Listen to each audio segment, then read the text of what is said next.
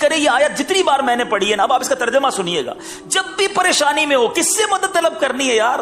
حل کرنے والا کون ہے؟ حل المشکلات کون ہے؟ قاضی الحاجات کون ہے مصیبتوں کو دور کرنے والا, روزی کے دروازے کھولنے والا کون؟ میرا رب ہے.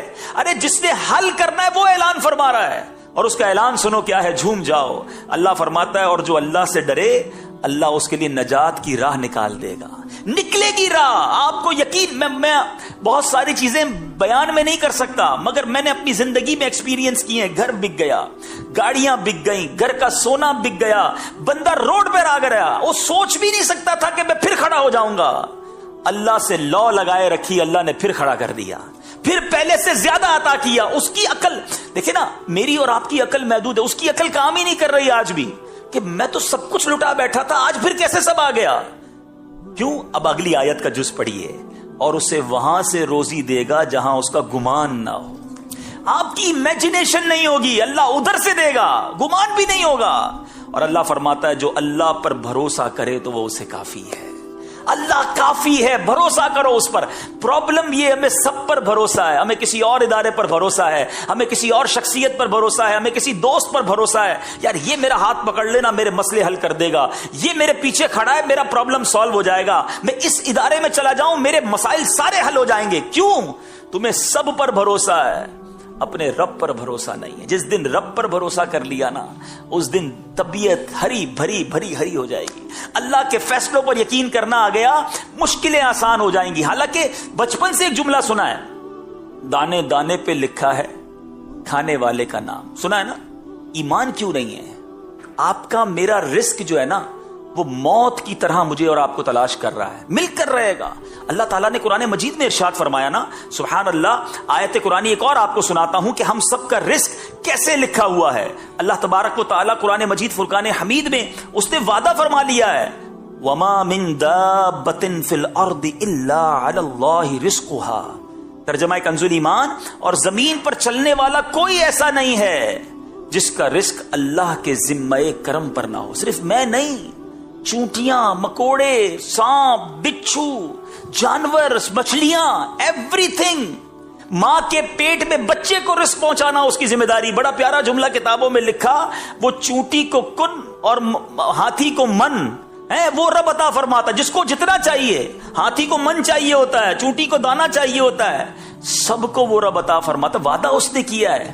پرابلم یہ ہے کہ ہمارا بھروسہ نہیں ہوتا, انتظار نہیں ہوتا, سکون نہیں آتا. روزی لکھی ہوئی ہے, اب کمانی حلال سے حرام سے ڈیسائیڈ آپ نے کرنا ہے.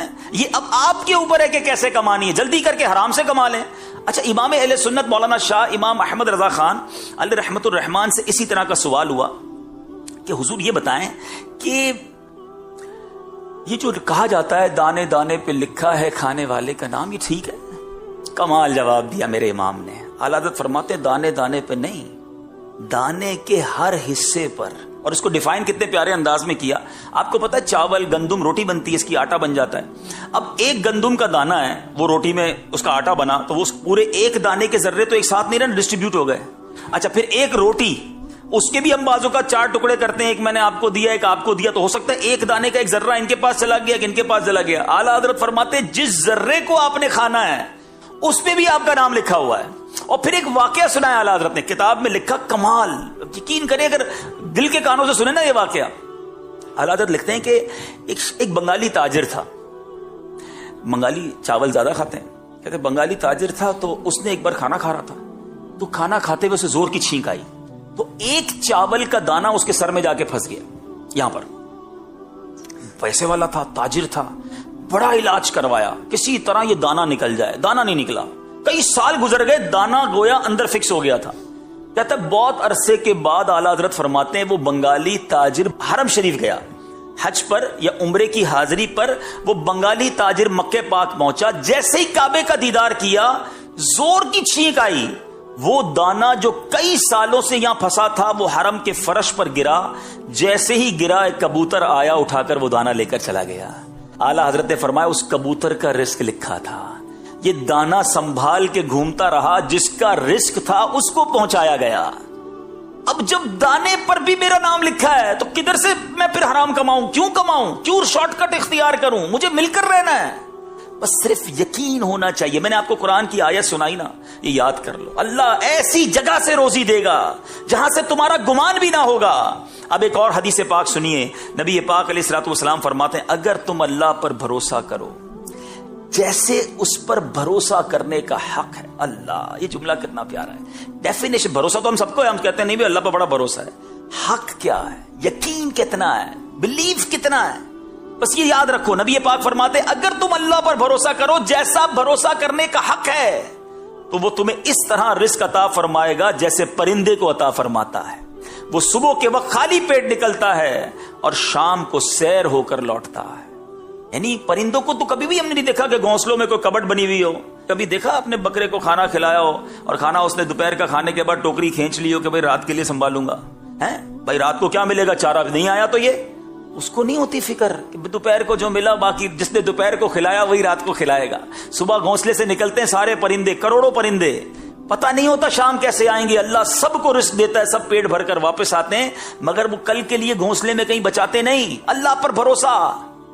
تو خدارا ہمارے اندر, ہم تو اشرف المخلوقات ہیں, اتنی کمزور کیوں ہو جاتے ہیں؟ پرندے جانور ان سے تو زیادہ اسٹرانگ ہونا چاہیے نا ہم کو. ان کو رب پر بھروسہ ہے, مجھے کیوں نہیں ہے کہ وہ اللہ دے گا مجھے, وہی میری مشکل سے نکالے گا. بات یہ ہے کہ ہم دل سے اس کو نہیں پکارتے. اگر آپ کسی بھی پرابلم میں ہیں, اگر آپ کسی بھی مشکل میں ہیں, تنگ دستی میں ہیں, قرضے میں ہیں, بیماری میں ہیں, غلط کام کرنے کی بجائے رب عز و جل کو پکارو. وہ ساتھ ہو گیا نا تو ساری مشکلیں آسان ہو جائیں گی. میرے لیے پہاڑ ہے نا, مجھے فیل ہوتا ہے کہ یار یہ بہت بڑا پہاڑ ہے. آپ نے دیکھا ہوگا چونٹی کے سامنے سیب رکھ دیں, وہ اس کے لیے پہاڑ ہے. میرے سامنے بہت بڑا پہاڑ ہے, مگر جو خالق کے کائنات ہے اس کے لیے تو 18,000 کائنات ہیں نا. 18,000 کہا جاتا ہے جہان ہے اس دنیا میں, تو زمین تو ایک حصہ ہوا, اس کی کائنات کا تو کوئی کنارہ ہی نہیں.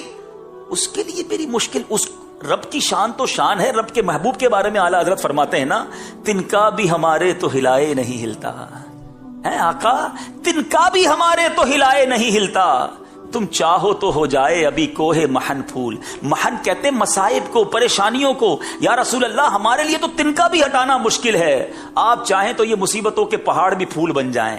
آپ کرم فرما دیں تو پھول جیسے معاملات ہو جائیں گے. تو پکارے نا ان کو جن کے لیے کوہ محن بھی پھول ہے. مگر ہم شارٹ کٹ, ہم بعض اوقات کہتے ہیں میں ٹھیک کر لوں, اور ہم ٹھیک کرتے کرتے غلط کر دیتے ہیں. ہم صحیح نہیں کرتے, ہم اپنی آخرت بھی برباد کر لیتے ہیں. ہم سمجھتے ہیں میرا یہ اسٹیپ مجھے اس مصیبت سے نکال دے گا.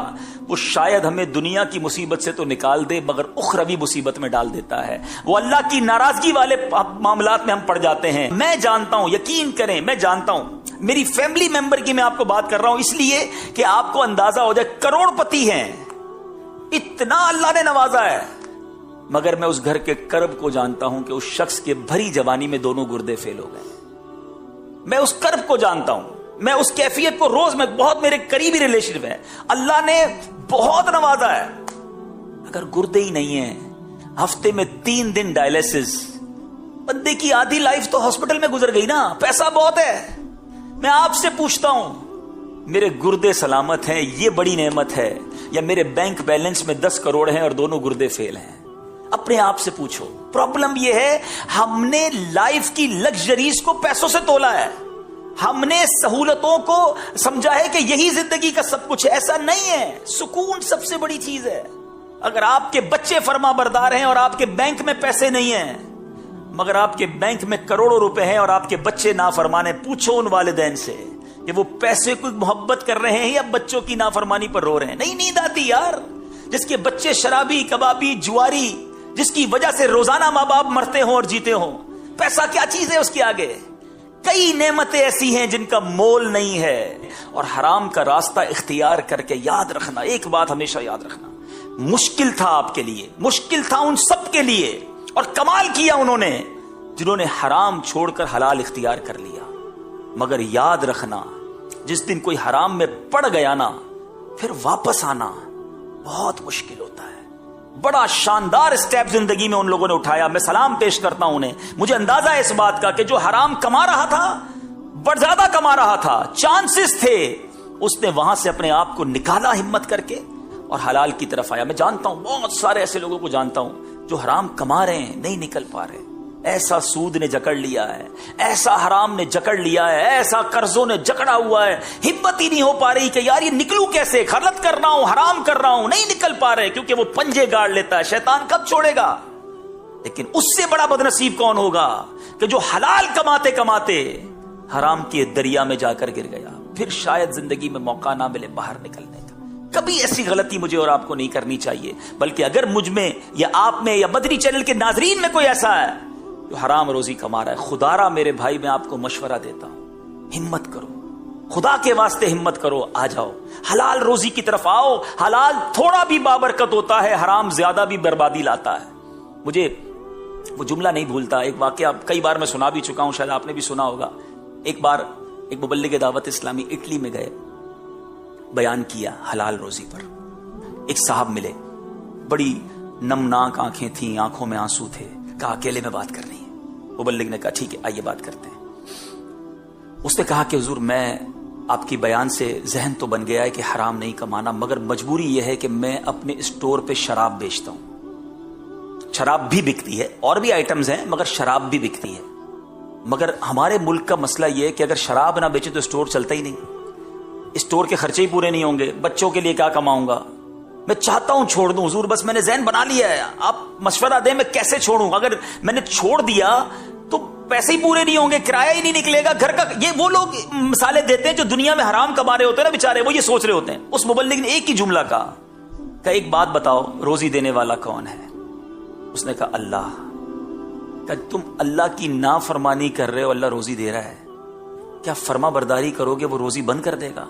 اب یقین کریں وہ نوجوان زاروں کتار رونے لگا، کہتا بس اب میں نے نیت کر لی ہے، کچھ بھی ہو جائے میں نے حرام نہیں کمانا۔ اب یقین کریں واللہ وہ مبلغ 1 سال بعد پھر گئے اٹلی مدنی کام کے لیے، اسی نوجوان سے پھر ملاقات ہوئی۔ وہ نوجوان کہتا ہے 1 سال ہو گیا ہے شراب بند کی، اللہ نے کاروبار میں اور برکت دے دی ہے۔ اللہ وہاں سے روزی دے گا جہاں تمہارا گمان بھی نہیں ہو۔ میرا گمان ہے نا شراب میں ختم کر دوں گا تو ختم ہو جائے گی روزی، نہیں یار، آپ اللہ کو ناراض کر رہے، روزی مل رہی ہے، آپ راضی کریں گے تو روزی بند ہو جائے گی۔ وہ غیب کے خزانوں سے دے گا، وہ تھوڑے میں قناعت دے دے گا، وہ تھوڑے میں برکت ڈال دے گا۔ جو معاملہ میرا لاکھوں کروڑوں میں نہیں ہو سکتا تھا وہ اللہ چند روپوں میں کر دے گا، وہ مالک ہے۔ میری عقل محدود ہے، سمجھو۔ ہمیں بعض اوقات میں اور آپ اپنے مسائل کو اپنی عقل کے پیمانوں سے دیکھتے ہیں، یہ پاسبل ہی نہیں ہے، یہ ہو ہی نہیں سکتا۔ کس کے لیے؟ میرے لیے۔ ان اللہ علی کل شیء قدیر، اللہ ہر شے پر قادر ہے، وہ تو کر سکتا ہے نا، میں اس سے مدد مانگ رہا ہوں۔ میں کمزور، وہ طاقتور ہے، میں کچھ بھی نہیں، وہ سب کچھ ہے۔ ارے اس نے مجھے بنایا، اس نے یہ کائنات بنائی، اس کے لیے میرے مسئلے حل کرنا کیا مشکل ہے؟ میں اس سے دوستی کر لوں، میں اس کو پکاروں، میں اس سے مدد طلب کروں۔ اللہ اکبر، ایسے معاملات ٹھیک ہوں گے۔ میں آپ کو ایک وظیفہ، ایک آیت، ایک اشارہ دینا چاہتا ہوں، سبحان اللہ۔ یقین کریں اگر آپ کو یہ یاد ہو جائے نا، آپ میں سے کوئی کسی مشکل میں ہے، پہلے اس کا پس منظر بیان کر دیتا ہوں۔ اللہ تعالیٰ نے اپنے ایک نیک صالح بندے کے الفاظ نقل کیے، بندے نے الفاظ کہے تھے، اللہ نے وہ الفاظ قرآن میں بیان فرما دیے۔ اچھا، اس بندے کو ان الفاظ کہنے کا فائدہ کیا؟ وہ کیا تھا کہ وہ بندہ فرعونیوں میں سے تھا، فرعون کے لشکر میں وہ تھا، فرعون کی قوم میں سے تھا، مگر اللہ تعالیٰ نے اس کو فرعون کی بری چالوں سے محفوظ رکھا۔ جب فرعونیوں کو زبردست عذاب نے گھیرا نا، وہ بندہ اس عذاب سے محفوظ رہ گیا۔ اس کے الفاظ کیا تھے؟ وہ الفاظ اللہ نے قرآن میں عطا فرما دیے، اور one of the amazing words, خدا کی قسم، میں کچھ چیزیں ہوتی نا وہ الفاظ میں بیان نہیں، اس کی مزے لو، اس جملے کے، اس آیت کے جب آپ مزے لوگے نا، جب اس کو سمجھ لوگے اور دل کی گہرائیوں سے پڑھو گے اور آپ اس کو پریکٹس کر کے دیکھو، وہ الفاظ کیا ہیں؟ وَأُفَوِّضُ أَمْرِي إِلَى اللَّهِ إِنَّ اللَّهَ بَصِيرٌ بِالْعِبَادِ۔ ترجمہ کیا ہے؟ اور میں اپنے کام اللہ کو سونپتا ہوں، بس کافی ہے نا، جس کو سونپے ہیں۔ ان اللہ بصیر بالعباد، بے شک اللہ بندوں کو دیکھتا ہے۔ ارے اگر رب پر بھروسہ نہیں تو تف ہے میری زندگی پر۔ وہ خالق نہیں تو ماں بنائی نا میری ماں کا خالق بھی تو وہی ہے نا۔ ماں مجھ سے پیار کرے، وہ تو ماں سے 70 گنا زیادہ پیار کرنے والا ہے۔ بس سونپ دو اسے، الفاظ سے نہیں دل سے۔ خدا کی قسم کھا کر کہہ رہا ہوں، ایک بار اس کو پریکٹس کر کے دیکھنا، اکیلے میں بیٹھ کر یہ کہنا، وَأُفَوِّضُ أَمْرِي إِلَى اللَّهِ، اے اللہ میں اپنے سارے کام تجھے سونپتا ہوں، بس تیرے